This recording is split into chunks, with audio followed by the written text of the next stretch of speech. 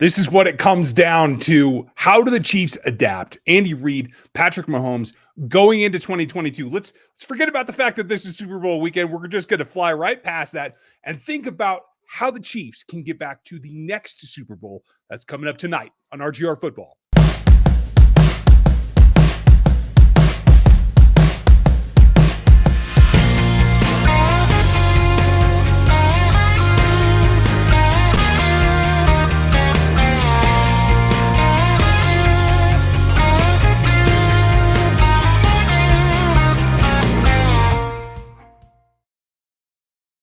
Welcome back, everybody. I know that it's a fun part of the year, most years, when the Chiefs are in it.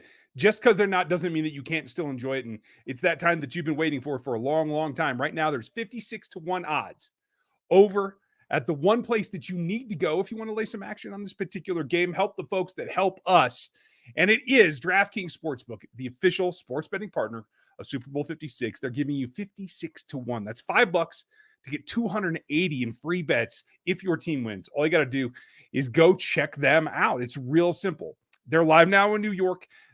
If it isn't in your state, you can check out the fantasy games as well, because those are always available. New customers get a free shot at a $1 million prize with their first deposit. Go over to the sportsbook and grab that DraftKings Sportsbook app. Use the code RGR21. That helps us for helping them. 56-1 odds on either team. Doesn't matter who you want. Bet just $5 to get 280 in free bets following that if you are a new customer. That's promo code RGR21 at DraftKings Sportsbook, the official sports betting partner of Super Bowl 56. You got to be 21. Minimum age and location requirements vary by jurisdiction. See DraftKings.com/sportsbook for a full list of requirements and state-specific responsible gaming resources. It's void where prohibited. And if you have a gambling problem, please check out 1-800-GAMBLER. In Tennessee, call the Tennessee Red Line at 1-800-889-9789. And in Connecticut, 888-789-7777. Check that out. New York, go for 877-8-HOPENY or text them at 46369. That is DraftKings Sportsbook, our friends. Welcome to the show. Had to get the business out of the way, and I hope that you guys are all set because I'm pretty excited about this. This is one of the things. Dan's not going to be here. It is going to be me tonight. Seth is dealing with a snow event and a lack of equipment. So rather than trying to squeeze him onto a telephone and make him visible that way, we're going to roll with what I wanted to get into anyway. And that is, this is the point. Watching this game should piss off the Chiefs, particularly Patrick Mahomes and Andy Reid. Should give them a good drive to get back in the saddle and figure out how they're going to adapt. That's what it comes down to, is adapting to this new regime, this new way they're being played, the new defenses they're seeing. We've seen them do it in spurts. That last game was incredibly frustrating, but it also gave you hope because the first half they were smoking and then something went awry. They have to identify what that was. They have to identify why they got off base and then correct that. I feel like it was not – it was a hairline. It was not as dramatic a difference as it was.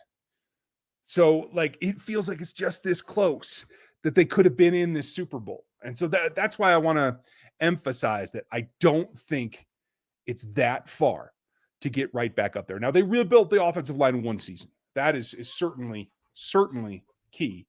They can do that with the other parts as well. But before we get into that, I want to thank you guys for being here in the off season. If you're new, like, sub, and hit the bell. Become part of the family around here.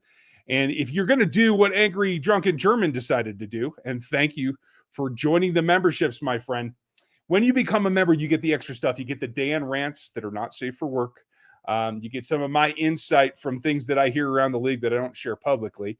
It's just for the members. You just got to click the join button down over there, I guess it is, and become a member. If you want to get into the Discord, which is our particular community for Rogue Nation, for all the fans of this channel, you just got to join at the rookie level and hit me with an email.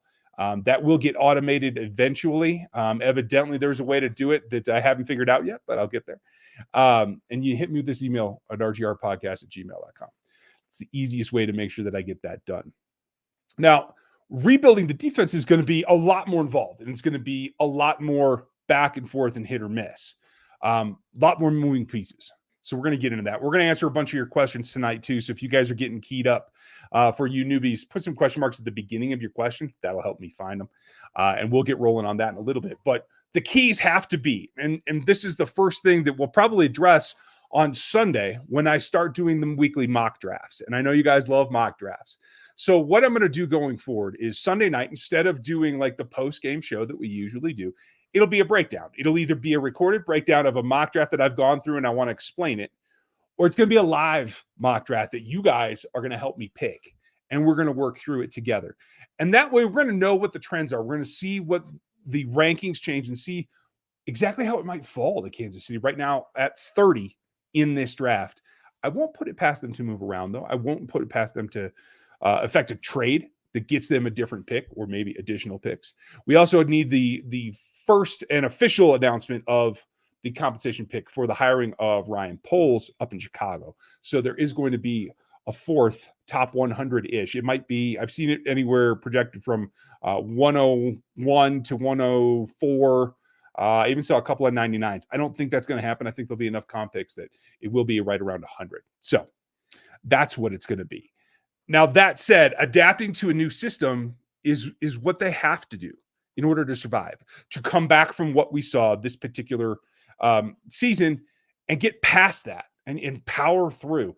I think having the defense that can hopefully limit somebody to, 21 points is going to go a much longer way to letting the offense be what it is and combat this obstacle that we found a little bit more readily and honestly at their own pace without having to force it. I feel like everything has been forced this season, and that's why part of the problems come around.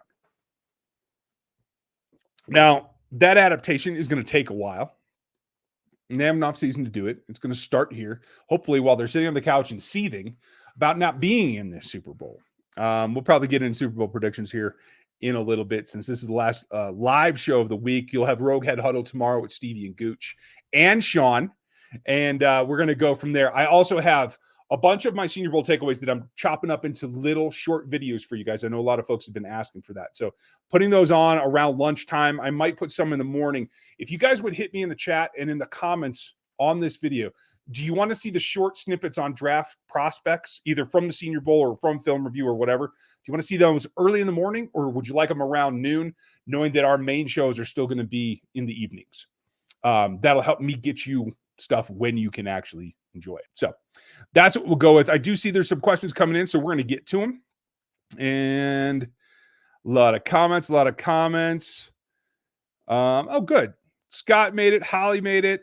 Rost is here. Of course, Stevie is here. I think Aaron's in the house, our fearless mod. Everybody around this channel is working hard. I don't think Jeff Porter's going to make it, but Jeff Porter's already begun working with me on Rogue Analytics and Performance Consulting. We are ahead of the schedule this year. Jeff's doing a lot of the stat work, getting the raw data ready so that we can start processing. I've already done a ton of film. We're going to come up with a new system to get everybody who's interested in the draft all the rankings on a new site. We'll probably put up a Substack of our own just for rankings and stuff. And if those that want to participate are welcome to it. If you are not a Chiefs fan and you found us because you're a draftnik, welcome. You can find me on Locked On NFL Draft. I know a lot of folks are coming over from there as well. So just want to say hello and welcome. That said, let's get into the questions. And the first one is from Rodir. Hope you're doing well, I believe, in Brazil. Glad you're with us, my friend. Mahomes at $500 million. Why not let him earn his money like Hill, Kelsey, Pringle, Fountain, and Fortson, and concentrate on the defensive talent instead? Well, unfortunately, because it didn't work. They tried to do that, and they didn't get far enough. So, you do have to continue to give him a little bit, because I don't know, Pringle, Fountain, Fortson, those aren't household names. Those aren't guys that can be in a position to take over a game if somebody gets hurt. And that's really what it comes down to in the offseason. You're going to hear all kinds of comments. All kinds of crazy trade ideas. And we've already seen some crazy trade ideas. I'm not even going to comment on some of those. But what it comes down to is whether it's in the draft or in a trade, they have to get a third pass catcher, a number 2 wide receiver, likely at the X, that is able to take on press man and win, that can be the guy if either Hill or Kelsey is unable to go. They're getting older. That's the raw fact of it. Time waits for no one. And so it's not just enough to have more role players like we had this season. Like we saw them try to put out there over and over and over. I do think they bring Pringle back. I think he's earned that. But they have to have somebody that is a true number two that can step up and be the man if Tyreek Hill has to miss a game. Or, if his Achilles is hurting again or whatever. Like you have to be able to withstand that so that you don't have the hiccups that we saw this year. Now, granted, last offseason, they put all their effort into fixing the offensive line. There are plenty of resources they can now devote and spread out a little bit, mostly on the defense. But I think that wide receiver 2 position is something that they have to fill. Great question, though. And it's a reasonable question to ask given Pat Mahomes' pay, which I will say, I do believe that they're going to convert here again. You're going to see a large chunk of cap space come from that. That's going to pay for the Orlando Brown franchise tag. I don't know exact timing of that. The league year is going to start here in about a little over 3 weeks. So we have about that long, but it's going to be coming around the corner here pretty quick. So thank you, Rodier. I hope you're doing well. Cold 8, how are you? Is there a DE in the league that you would trade a first round pick for? Sure, TJ Watt. I'd do that. Myles Garrett is probably more of a Spags type guy. I would even trade a one for him, and I don't particularly like him, and I don't particularly like that style as much. But yeah, I mean, there's a couple. Brian Burns would fit this offense. I'd probably give up a one for him too, but none of those guys are going to go anywhere, so we don't have to worry about that kind of attention because it's just not going to happen. Their teams are never going to give them up. Let's see. Max Carnage, welcome back. Is Juju Smith-Schuster the easiest pickup of this offseason? I mean, it certainly seems like it. He seems open. He seems like he wants to come to Kansas City. He seemed like that last year too. So, the proof is, are you going to sign the contract and just get her done? I don't blame them for trying. I think they'll try again. The question is, is he really serious about it? And I think an extra season with Ben probably made him more so, but I won't know that until I see it. So I'm a little skeptical just because he's kind of flaked on the team before, but let's see what happens. Eric Streeter's back. Welcome. Jason. German is not a fan of Juju. I can understand that. The whole Jackson Mahomes, him in the same stadium doing the TikTok thing. Yeah, that makes me cringe a little bit. Does it affect the team on the field? Probably not, or at least not much, but you never know. And hold on one second. Speaking of, I missed one from Max. Have you seen all the social media backlash on Mahomes and Brittany having getting their online? Any thoughts? I try to ignore it, to tell you the truth. It's just kind of ridiculous. For all the hubbub and the silly things that they do that take away from what Patrick is trying to do in the field. I mean, I would hope in the offseason he just has a conversation. It's like, you guys need to stop trying to be stars. Brittany has stuff to do. She's like the owner of a professional sports team. She's a new mom. Like there's plenty to go around without causing all this stuff. And I don't even want to get started on what Jackson ought to be doing, like other than trying to find himself a career or something like that. I'm not sure, but there is something to be said that it is a distraction, at least for the fan base, if nothing else. So I'm with you there. Rasta, could we bring back Sammy on a cheap 1-year deal? You could. You're only getting 5 or 6 games out of him, and I don't think it's worth it. I got to tell you, unless he would just take like vet min, $2 million or less for a 1 year, I could deal with it that way. Lawrence, how are you? Thank you for the support. Appreciate you guys. If you do want to support the channel, the super chats are the easiest way to do it. You could also get the gear. The Reaper stuff is still there, and I'm not dying on the Reaper name. I think the Reaper will be back in the form of one Patrick LaVon Mahomes.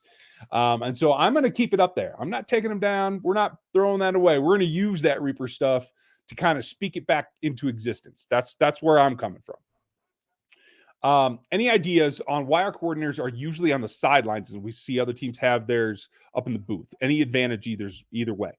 There's advantages to both. It is mostly a stylistic thing, a feel for the game thing that the coordinators are going to decide for themselves. The Chiefs coordinators like to be on the field. They enjoy that. They want to be in the thick of it. I think it affords them a better view to be in the booth, especially if you're Steve Spagnuolo and you have to take in the width of everything that's going on. The question has always been, who's going to relay the calls then, who's going to do the miking and all that, because the call has to come in from the sideline, the headset into the green dot wearing linebacker, generally linebacker. And so maybe that changes. Maybe with Brendan Daly now moving to linebackers, maybe that is something that can let Spags get up in the booth and see the game from a wider angle. Now, there's always assistants in the booth. So that allows you to have, a very like real-time feel for how your players are feeling, how they're going about their business. Like, are they up? Are they down? It also allows Spags to have conversations with the key players all the time. As soon as they come off the field, they start theorizing about what they're going to do next. And that allows the younger assistants to be doing the overall and pointing things out that maybe Spags doesn't get to see. But that's the advantage to having the coordinator down there. When they're up there in the booth, it feels like you're a little bit detached. Certainly more control and more wide view, but not in the mix as much. And I think it feels for a lot of coordinators that I know that it feels like they get detached when they're not down there on the sideline, and that they don't feel comfortable with that. They don't feel like they have the pulse of what's going on their side of the ball or the ball game itself. So great question. Appreciate you. And thank you for the support. Rasta, do you think Shane is a good number 2 quarterback since Henne is on his way out? I don't. I didn't think he was going to make the roster last year, and I have no reason to think that he's made any progression. So I think if he has, great. We won't know it until we know it in OTAs. So that's fine. And if that's how they evaluate, then I'm all for it. I do think he's going to want some kind of veteran presence, though. So I'm not 100% that even if he is the best option, that they're not going to go get a veteran. I also think they could pick up another quarterback in the draft as a continue to drag along and develop, just like Shane. So I think it's kind of open for discussion at this point, and what they do will really be the key to when we know what they're thinking about him. Metal Rocker, welcome back. Good to see you. Your opinion on some mock drafts I've seen that have us taking a wide receiver like Williams, Olave, John Dotson, or Burks, and others have us taking a rusher like Kingsley, Walker, or Karlaftis. I mean, that's because those two position groups are pretty deep. Kingsley's the second rounder at best. So take him out of there. That's not right. Karlaftis is borderline. He's going to be probably low first round for me. The funny part is both the tackles and the edge rushers, I think there's 3 or 4 deep at the top of the draft, and then it falls off pretty precipitously. So I'm a little concerned about that. Whereas I think the wide receivers, there's not a top end, but there's a lot of guys between 20 and say 60 that are worth those picks. So I think wide receivers, the value in that group. Dotson is not much of a fit, unfortunately, because you have the 2 smaller receivers that run out of the slot and the Z a lot. But Williams could certainly do it if they just want to triple down, quadruple down on speed and scare everyone, then they could go Williams. And if Jameson Williams is on this roster, it allows you to flood zones with speed, which then makes playing too high that much more difficult. It doesn't get them out of it, but it does make it more difficult. I'm not sure that's what they want to do, but it would open up still some of those longer passes that if Patrick gets time, that he can hit in the corners. When you play too high, the soft spots are out along the sidelines and right down the middle, a little bit shallower in the middle. That's what the seams are for, especially with tight ends and slot receivers. Burks is interesting because he can do some behind the line of scrimmage things, but I'm not super high on him. I do want to see how he tests because I have some questions. I didn't find him very consistent on film. So we'll see where that gets to. But yeah, there's a lot of disparity in mocks right now. And that's why we're going to start doing our own. So Sunday will be the first one, you guys. I think it's Super Bowl Sunday, so I'll probably pre-record it just in case I might be, having a couple of beverages, enjoying the game. And then after that, we'll be doing them live back and forth. I do have some family things that my daughter's competitions are going to be on Sundays as well. So some will be pre-recorded on Sunday nights. Some will be absolutely live, and we'll go through it together. Ms. Holly, thank you for the support, as always. Eli Apple said that started at the end of the first half, the Chiefs offense started giving Bengals defense tells, such as that they could anticipate what the offense was going to do. Do you agree? I find that difficult to believe but I don't know. They do get a bit in a rut. And if he's thinking about like the way that the wide receivers are aligning, if he thinks that's what's giving away, I would argue with him that there's 18 wrinkles off of any one alignment in any one formation. So I would tend to doubt that. But they watch film professionally from their point of view. They know a little bit more about picking up those tells than I do because I'm not in the thick of it. I will say this. I do feel like the offense got a little bit too stagnant, and I think Patrick himself forced it to be a little bit too stagnant. And going back to the topic that's on the thumbnail for tonight, how do you adapt or fail? You fail if you don't get better at the things that caused you to be in this place. You fail at Patrick not being more patient and doing what he did in the first half and taking the 10 yards and the 12-yard passes and burning them all the way down the field instead of looking for the big plays. You burn them by running the ball more, Andy, and I don't mean RPOs. I'm going to make a huge distinction this whole offseason about people who think RPOs are runs. They're not. They are a run-pass option. That's what the term means. And in this offense, it is a pass option that if you have to, you could run. And when you have Patrick Mahomes under center, it's always going to be a pass unless there is a definitive reason to run the ball. That's the problem. Andy Reid has to take control of the offense back from Patrick a little bit by just calling runs, not options, not anything where he can decide, okay, you know what? I am going to hold it and I'm going to try to make a big play here. Just run the ball. I think, folks, I'll probably do the t-shirts in the whole 9 yards. We're going to steal what the Colts were doing all season long. Run the damn ball. That is our new slogan because that pulls teams out of too high. It pulls them out of just sitting back and trying to drop 8 and frustrate Patrick. You got to run the ball. And you got to do it with the impetus to do it. Not just do it just barely enough so you can get a little play action and feel like you're better. You have to run to win. That's what this is. Until then, that's one of the adaptations that will haunt them until they make it. But, Holly, to complete your question, I will say that especially there are certain players, the younger players, I think D-Rob gives away his routes a lot. I think McColl's gotten better, but I think he gives away some things as well. And I do know that some of the calls that you're going to hear, that you don't get to hear, are going to be in there. That same place where that famous video about Kelsey calling the seam and Patrick yelling at him, do it, Kels, do it. There are other things that they communicate all the time, and they have a tendency to get repetitive at times. Because I have picked that up, and maybe that's something that Eli Apple was talking about as well. Lot of ifs in there, but that's where we stand. Thank you, Miss Holly. Eric Jones, Allen Robinson, free agent.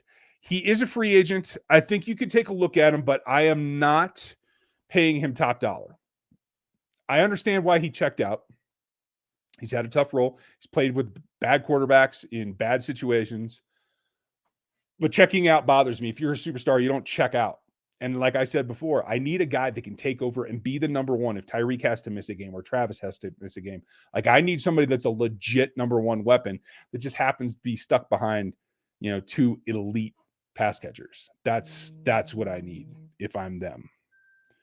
And the city wants to get a hold of me, evidently. Jeremy, wouldn't you say that it would be easier or faster to fix our pass rush than to fix our secondary? Am I the only one who is not sold on Snead? You might be, Jeremy, because I am 100% sold on Snead. He is a rare talent, and he has made rare progress. But that's okay. You don't have to be sold. If you have doubts, that's perfectly legit. I don't. I also feel like they need to turn Juan loose, and I'm not sure why they haven't. So I do understand what you're saying. Like, you need a number one corner. And you need, I think it might even be good, but has them to get another like true free safety so that Juan can do the dropping down into the robber stuff, because I think he's shown a knack for it. No one's going to be Tyrann Mathieu, but I think that Juan could do some interesting things. And quite frankly, if you're going to play the mixed coverage and play too high as much as they do, you might as well have 2 free safeties that can get to the sidelines and take the ball away. That's honestly the number one thing that I'm going to be looking for in any DB in this draft for the Kansas City Chiefs. How much do they take the ball away, or just PBUs, stop passes from being completed? That's what I have to have. I have to have somebody that has a knack for the ball to stop the other team from making completions and yardage. That is what it is. Max, Rams or Bengals? I will tell you this, and I did it on Locked On Chiefs. You can hear that starting tonight. It's here on YouTube as well. We're on all the free platforms, so check out Locked On Chiefs and my new show, Locked On NFL Draft. It's me and Eric Crocker and a bunch of names that you know. John Harris from the Texans, Rob Rang from Fox Sports. Like, it's crazy the amount of people that we're putting on the draft show. And you're going to see a lot more too. And I said it there. I want the Rams to win.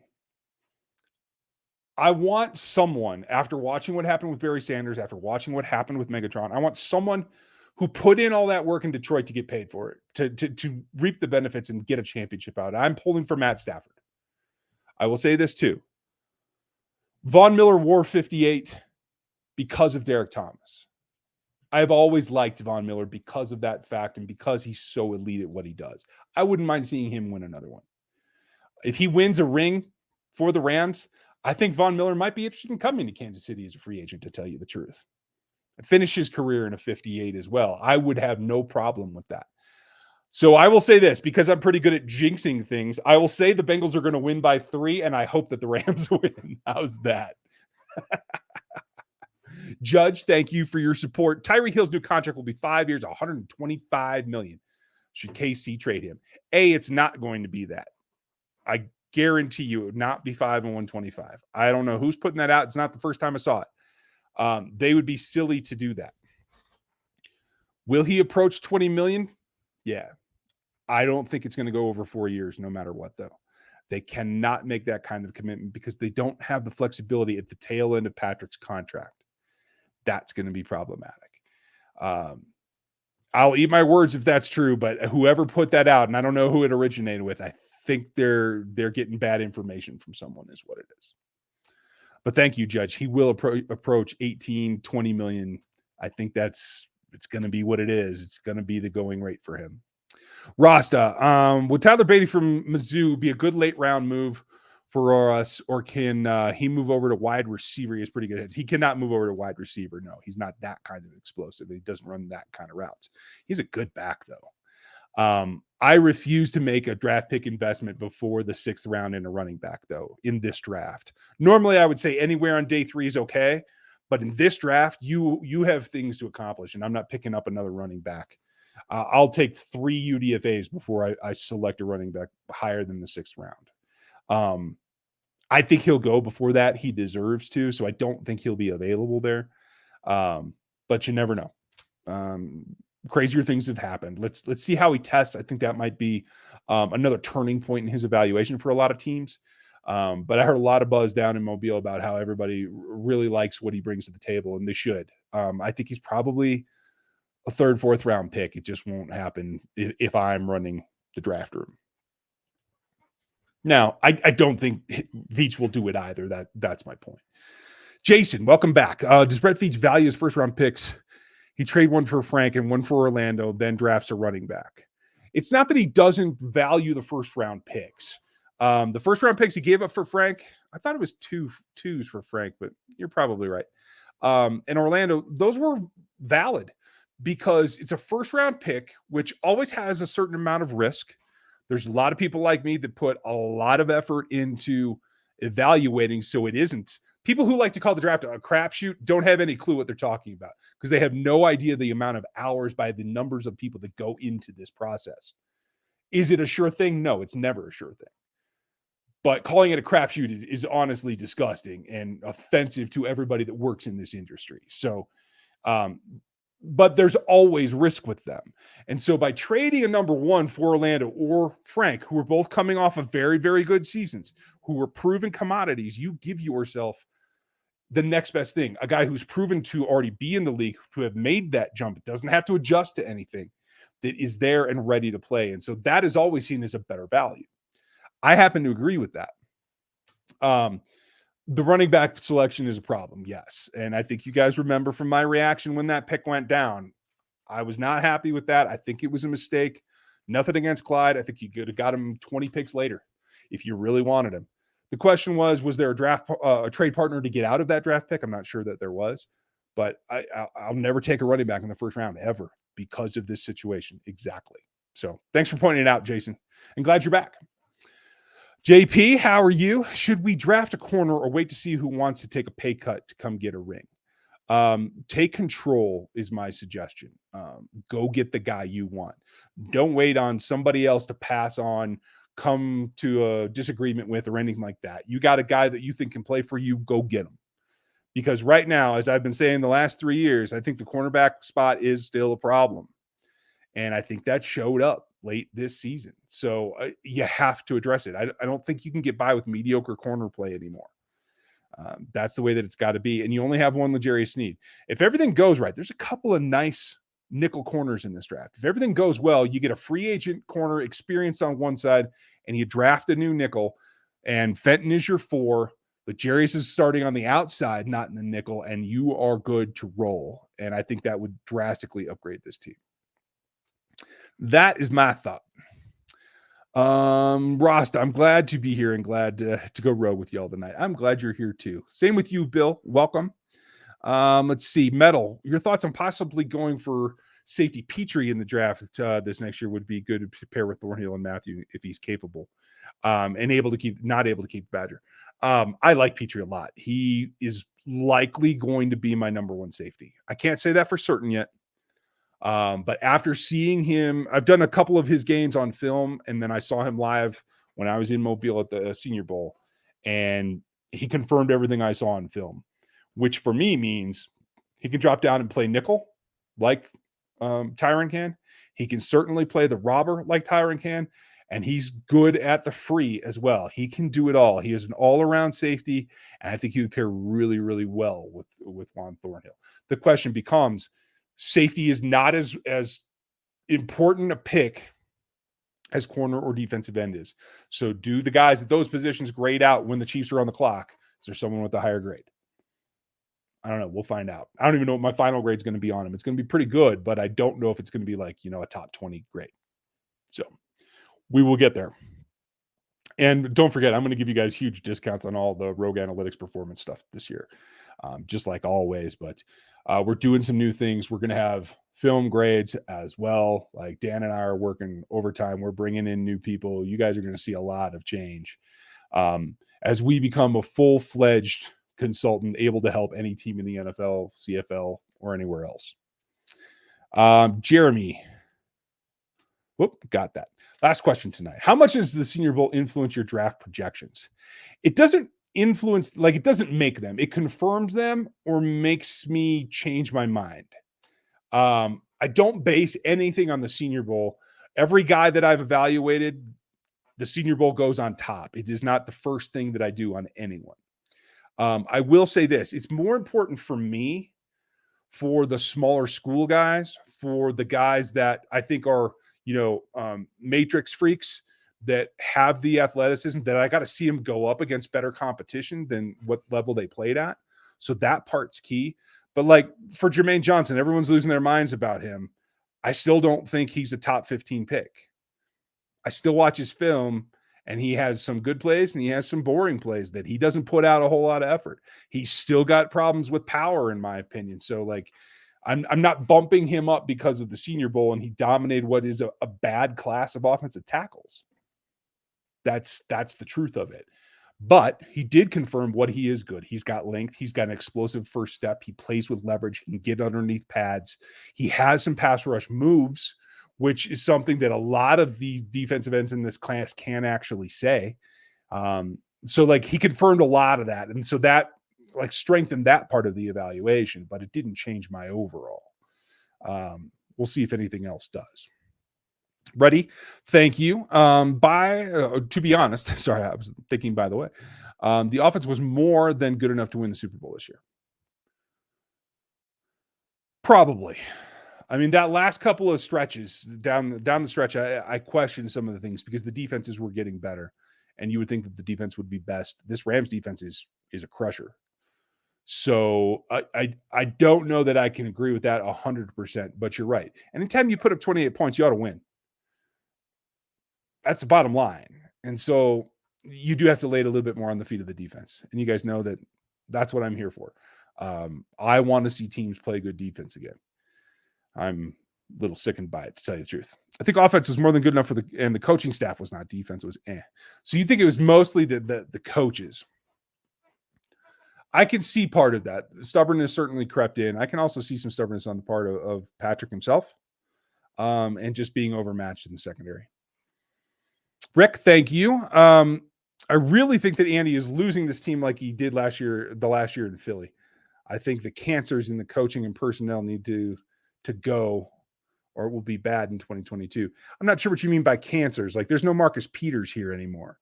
They got rid of that. They cut that out. Trying to think.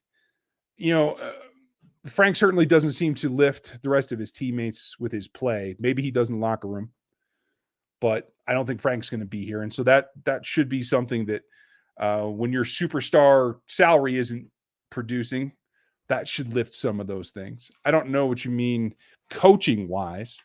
I think Kafka was a good coach to be here.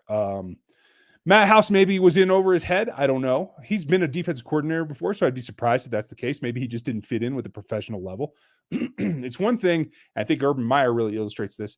It's one thing to command, teenagers and guys that are 22, It's a whole other thing to lead grown men. And that's what you do in the professional ranks. It's a completely different atmosphere and process when you're the leader of grown men. And I think maybe House got in over his head with that, just like Urban Meyer did. It's happened to plenty before, and it will continue to happen too. Mark, excuse me. Do you think we could get Christian Watson in the third, or do you think he's a lock for the second? I think he's a third-round pick. I had him at the very bottom of the third. Now I have him as I did give him a little bit of bump because he showed me he can actually beat some press and that he can run better routes than what I saw on film. So I have him in right now in the mid-third, I want to say. Just outside of 50, something like that. I rank in 10 pick slots. So I don't put like a top 100 out. I just put them into areas. But good question, Mark. Rasta, are you with me in saying that Jody is going to have a breakout year? He definitely would have if he didn't get hurt. I agree he would have if he hadn't gotten hurt. I haven't seen anything about his recovery yet, so I have to see that before I'll know how I feel about this coming season. Michael, thank you for the super chat. Appreciate you and the support. Why don't we invest in running the ball at all? I wish I could tell you, dude. I swear. Can you help me understand what I'm missing? I just don't get it. Thanks for your feedback. Absolutely. Thanks for the support, Michael. I appreciate you. It's just the natural tendency of what Andy grew up with, coming from like the BYU offense that was kind of all over the place to working for Mike Holmgren, who was a direct descendant from Bill Walsh, working with Gooch and Gruden, who wanted to run variations of the West Coast that just slowly over time degraded the value in Andy's eyes of running the ball, because he feels a short pass is better than a run. And I don't know why. I find it really rare for that. I feel like ex-quarterbacks or quarterback coaches like Gooch and Gruden would feel like that. And he's an ex-lineman. He knows what it is to physically dominate someone, to take that out on them. That's the part that always surprises me, is it feels like Andy Reid is disassociated from what he grew up being and has forgotten that part because of the way he learned from Holmgren and the guys that he coached with when he was a younger coach. That's the only explanation I can come up with. And I can't say that I'm right. That's just my theory. Sorry, but thank you, Michael. Appreciate you. Maybe the future Kafka comes back as head coach. Maybe. Let's see if he can, float his own boat as an offensive coordinator first. I think it might be a little bit early for him. Let's see how he does. I'm really interested to see what happens because Eric Bieniemy's contract is expiring, as we understand, but we have not heard confirmation from the team or anyone who knows that he's going to be back. I know Field Yates put that out. It was almost immediately reprimanded that that's not necessarily the case, that it's not a done deal. So let's see. Gooch is in the house, everybody. Say hi to Gooch. You can watch him tomorrow along with Stevie and Sean on the Roadhead Huddle show. That will be out. Let's go Rogue. We are already out there, Rogue. Everybody here is Rogue just because of being here. Holly, I agree. I would like to see a shakeup in the coaching. Matt Derrick has a theory that because they've already announced the Joe Cullen hire and Daly moving to linebackers, that the defensive staff is set. And that's the only changes they're going to make. I thought we might see some change in the secondary. Quite frankly, I was really hoping they would add to the coaching staff and expand it. I think they need more coaches. There's a lot of young players on that side, and I'm a little disappointed they didn't expand the coaching staff. Yes, we do have 3 more huddles. They'll come out the next 3 Fridays, just like they do on the schedule every week. Friday is Rogue Head Huddle Day, you guys. I'm also going to give you one of my my takeaways from the Senior Bowl or film or whatever, and I'm going to stagger those out through the week so you get those little short 3-4 minute videos a couple times a week going forward. So it's not like sit down and watch 20 minutes of a guy. I'm going to try to keep it quick and give you a lot of little bites at the apple. But you can see Stevie and Gooch tomorrow and the Friday subsequent here over the next couple of shows with Sean. I'm going to watch the Super Bowl so I don't get fined. Fair enough. I'm going to watch it too. I can't say that I'll be have a blood alcohol of 0 by the time it's over. I will probably be partaking. Because quite frankly, the more I sit here and talk about it, the more I just feel like it's a wasted opportunity.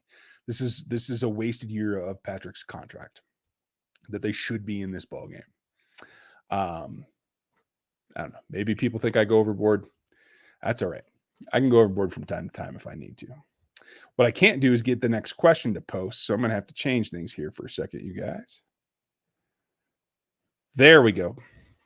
Thoughts on trying to sign Michael Gallup? He and Pringle used to play together back at Butler CC. Yeah, Butler's a factory. A lot of people have played there. Gallup's injuries bother me. If he comes in at a reasonable contract, 4 or 5, I could deal with it.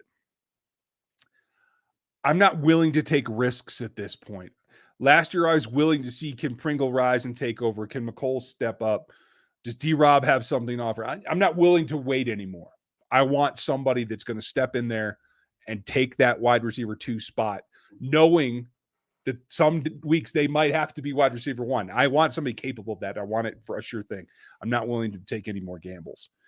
We are wasting years of a dynasty here that's really going to start pissing me off if it happens again. Bill, thank you for the support. What are your thoughts on George Pickens as a possible 2-day option for the Kansas City Chiefs at wide receiver? Pickens is a conundrum. Bad injury, came back, had some splash plays, especially in the championship game. You guys saw that, but very few targets, very little production, even when he was back. I don't know that he's all the way healed. Day 2 might be a little rich for me. I think someone will probably pick him in the 3rd round. I just don't know if I could pull the trigger. Maybe because the Chiefs have a 4th top 100 pick, and I'm going to treat it, if it's 102, I'm going to call it a top 100 pick. Close enough. Maybe because of that, I might consider that. But I honestly think they might trade out of that and try to trade around.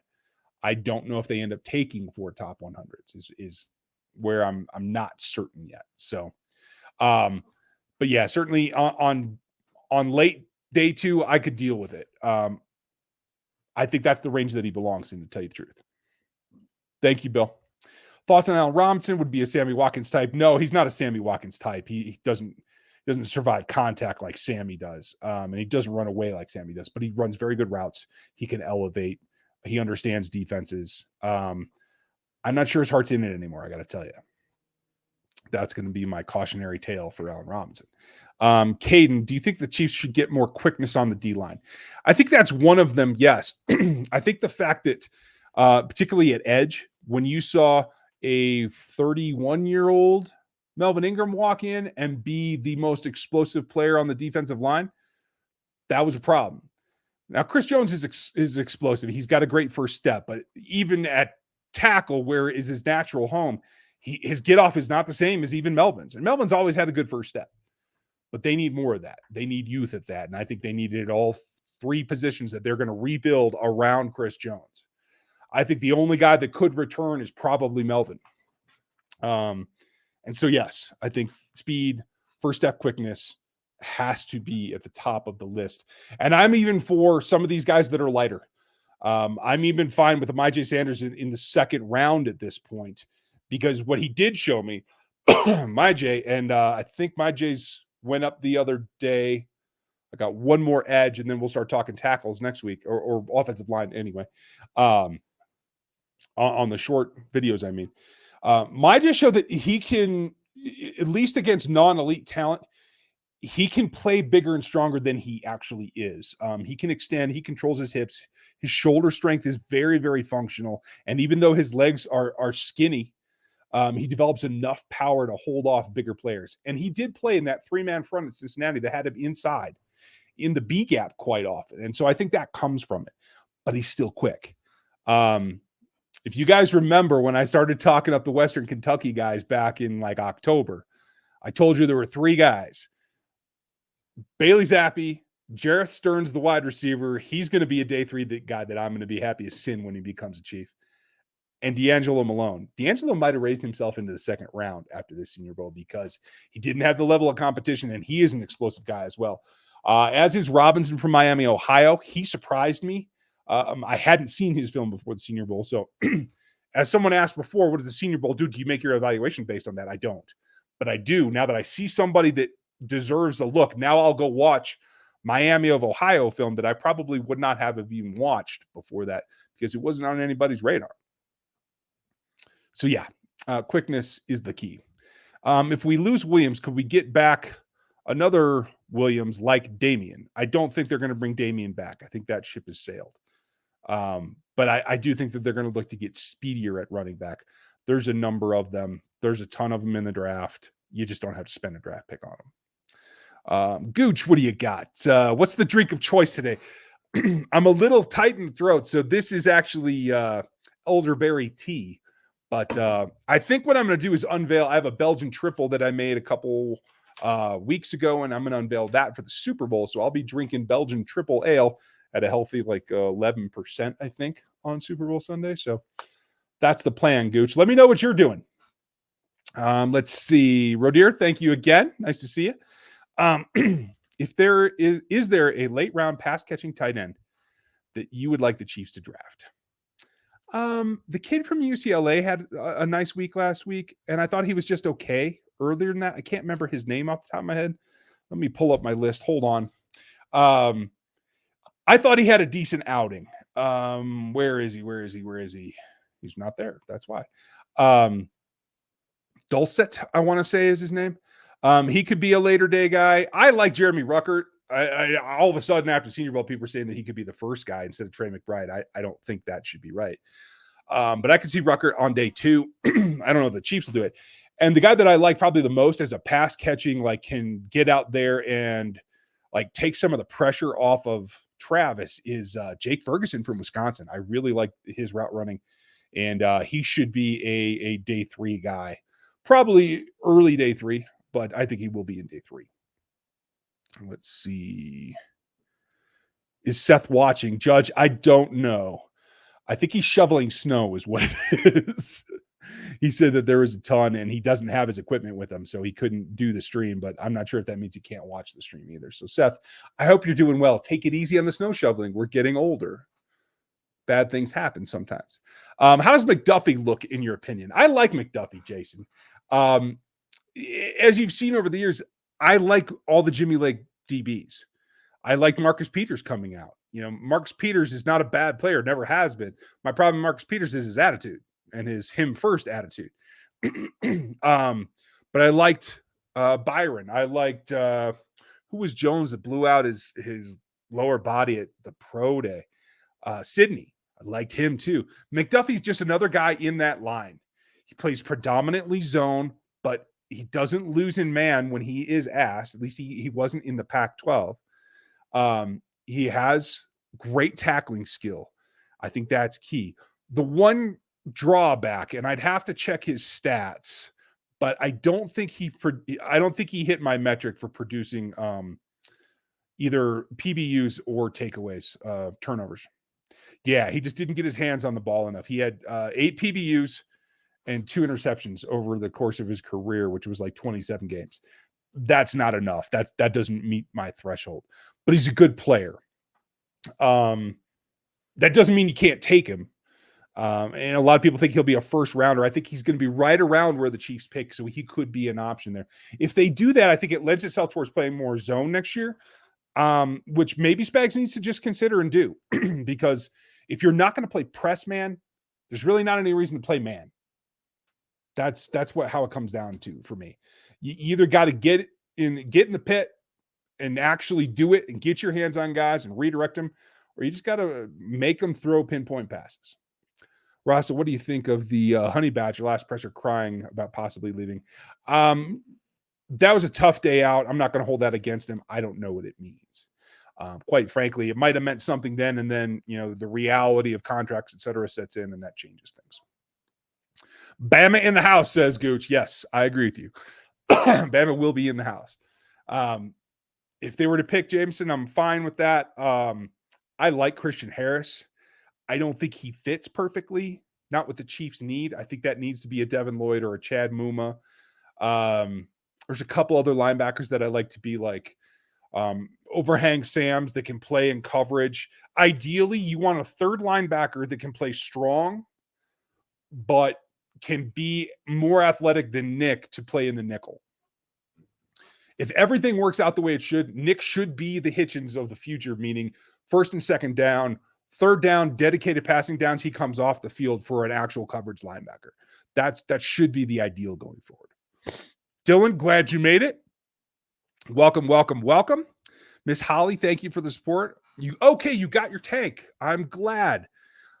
I hope that it fit, and I was really happy to hear that everyone that I've heard from said that the silk screening on the tanks worked out really well. So please let me know how you like the quality of everything.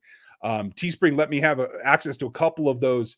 The Reaper shirts, you guys, if you picked up some of those, they're the all over print. They even got a thing in the collar that I think you guys found once you bought them. That was an exclusive deal they let me have because of how much interest we've had. So I'm really interested to see how you guys like the quality. So please let me know. And if you're seeing this on replay, leave your comment. If you are one of the couple hundred people that bought the Reaper shirts, let me know what you think and if you're happy with the quality, please. And Holly, I'm very, very happy to see that. I did retweet the picture that you sent me. Please tag me on any of that stuff. I'd love to get the word out.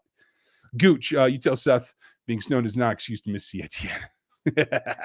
Nope, I'll tell him I want the smoke. I think you like the smoke, and I think that's good. I can't wait. I think we're going to have to do a couple of events over the offseason where we can get everybody together. And members, I'm going to try to get back to giving you more content that's interactive, not just me talking at you.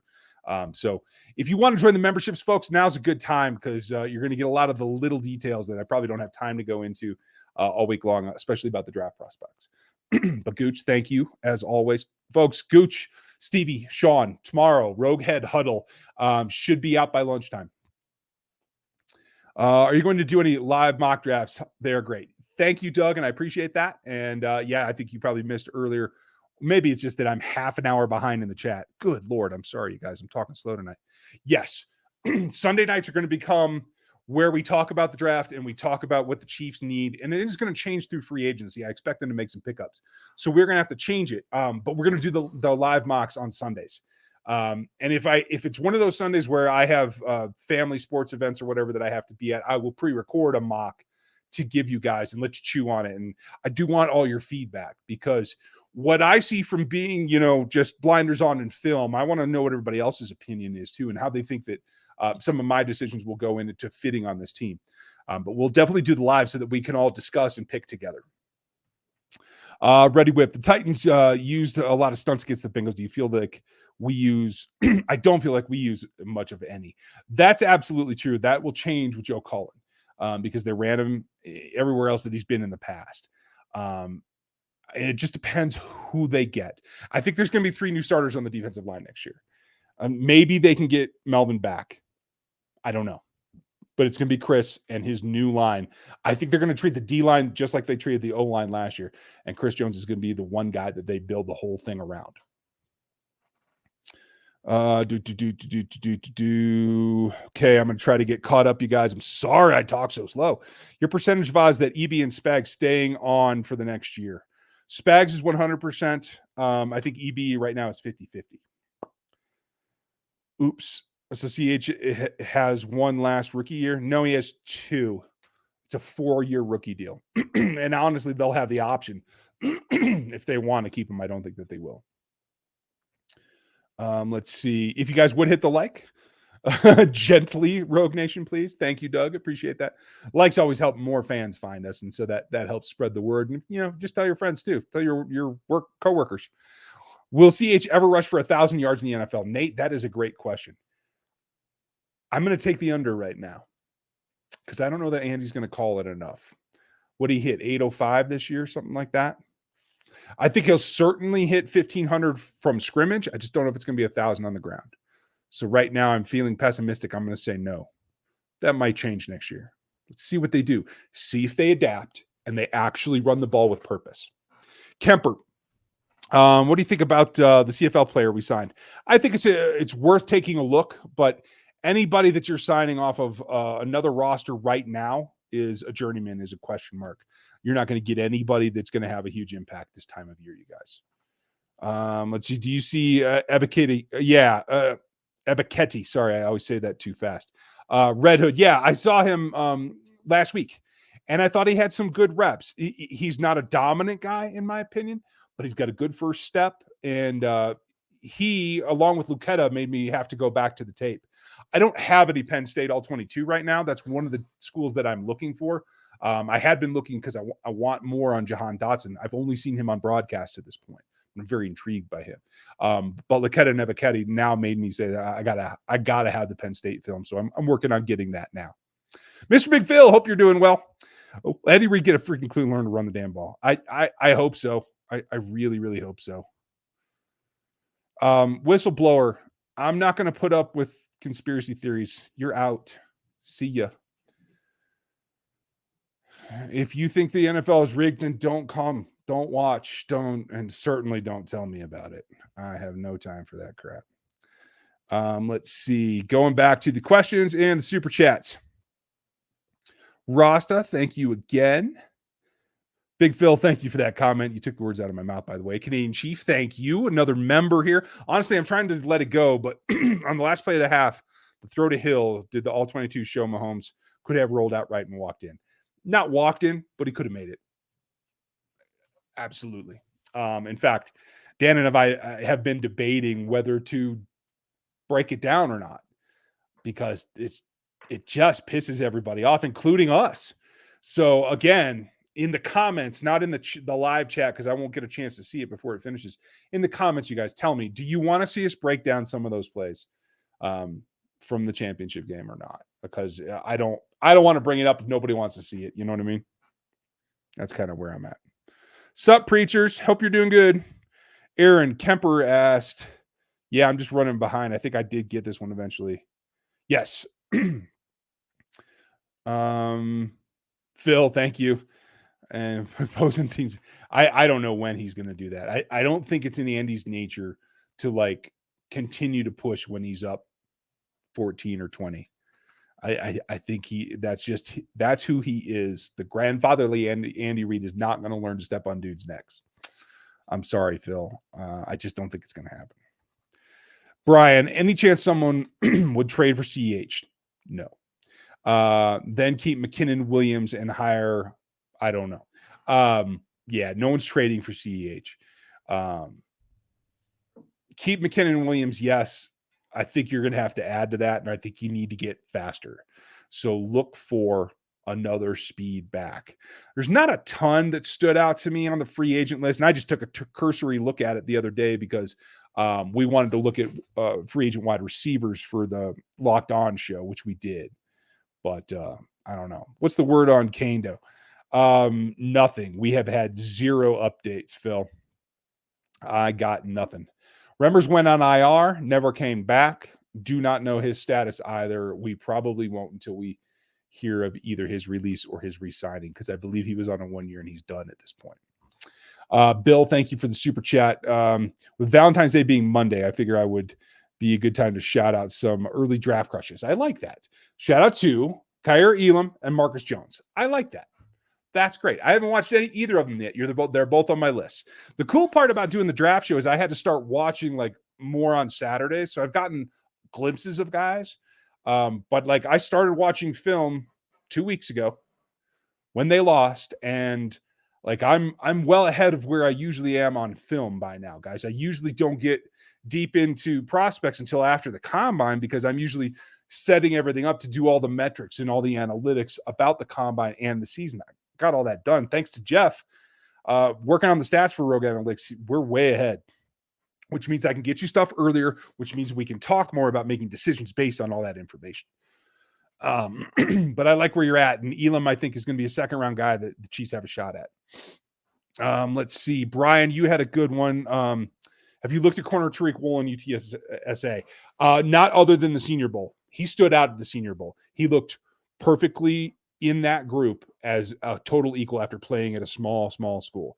I don't have any film on him. I haven't been able to find it yet. So I'm going to continue to work on that because he is really intriguing. And he moved like a guy that was 6 foot, and he's 6'3". Like, he's legit. So he's another guy that's going to be, he might have earned himself into the top 100 at this point, but he's going to be available. The Chiefs want him. They just have to find a way to get him. Okay, I'm going to hit the rest of the super chats, and then we will call it a night, you guys. I'm sorry I got so slow. Judge, if EB isn't back, what's your guess on who the next OC is? That's a great question. And I don't know if you guys are going to like this, but I keep coming back to the fact that Matt Nagy's pretty shell-shocked, and I think he could use another stint as an OC, and I think that's a move that Andy would make. I can't say that's going to happen, but I keep coming back to thinking that it's a possibility because I think Andy would. Preachers, no word on Fortson yet. We don't get any updates on injured players ever, so we won't know unless he says something. I'll reach out and see if I can get him to come back on the show or something. We'll get Mike back on the show. Mike Burton will come back. He certainly said that last time, so I'm just kind of letting all the players have a little bit of time to deal with this. After the Super Bowl, they'll start training again, and I'll start reaching out, and we'll get some of the players on this offseason as well. Other than Nagy, I would think I can't remember his name, but the quarterback coach that was in Buffalo, now that Dable's gone, I don't think he went with him, so that might be an option. Somebody that's come through the Andy Reid tree is probably where you're looking. Cody, thank you. Is this the Chiefs finally take a speed rusher? I hope. I certainly hope, because I think there's more of them than there are power rushers in this particular draft. The thing is that's not what Spags usually uses, so I don't know if they will.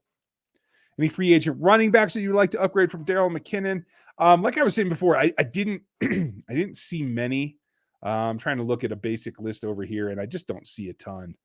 I'll try to research that a little bit and have that ready for you next week.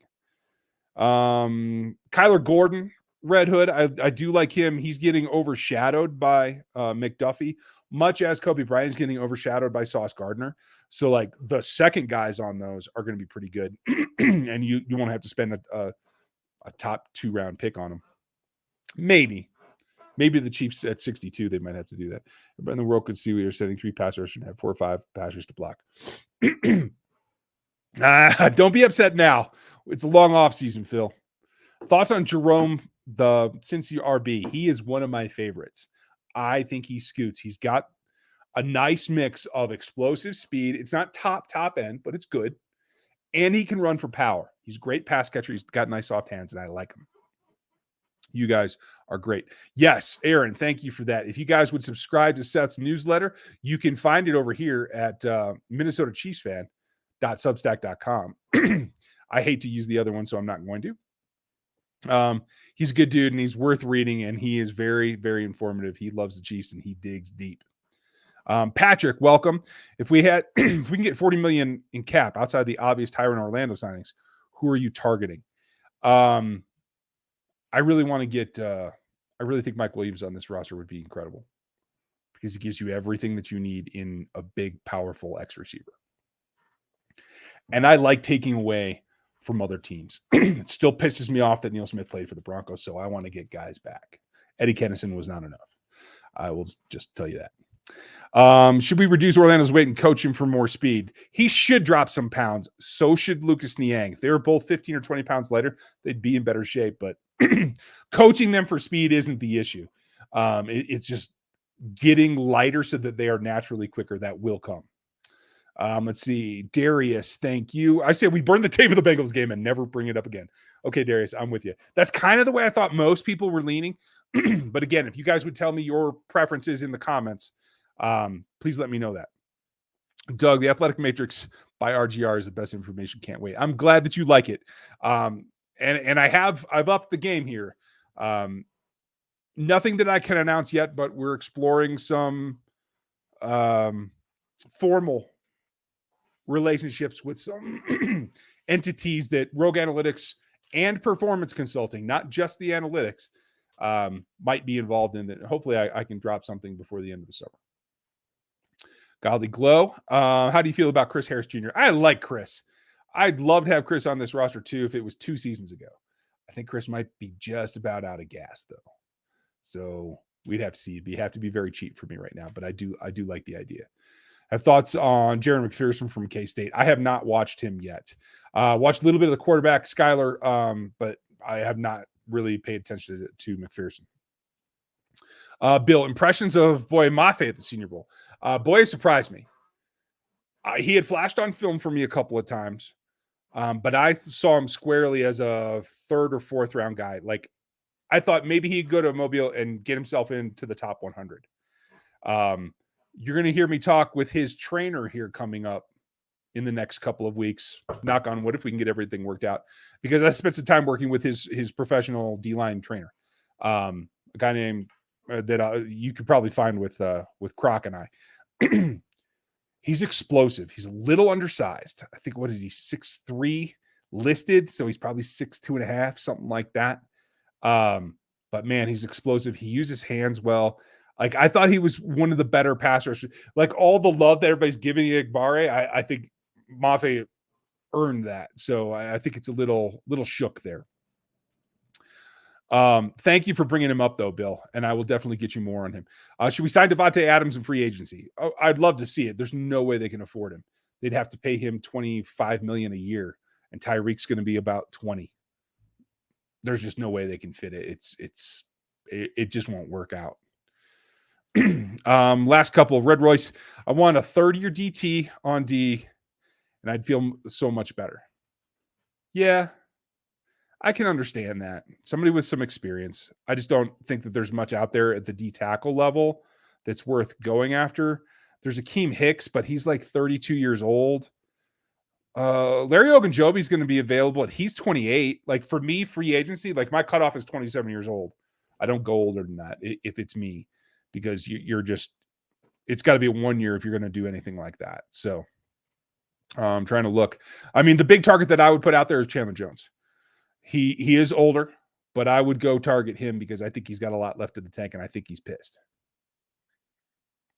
Caden, do you think about Tyrese Demon possibly being a late round sleeper? I have not heard his name yet, Caden, so I'm going to have to look him up. In fact, I'm going to put him on the list that I started last week with Corbin,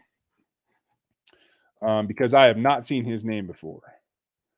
So thank you for bringing attention, because sometimes I need help, especially the smart school guys. I don't always get to until late in the process. So that's it. We're caught up on Super Chats. Thank you, everyone, for supporting the channel tonight. Thank you to all the new members.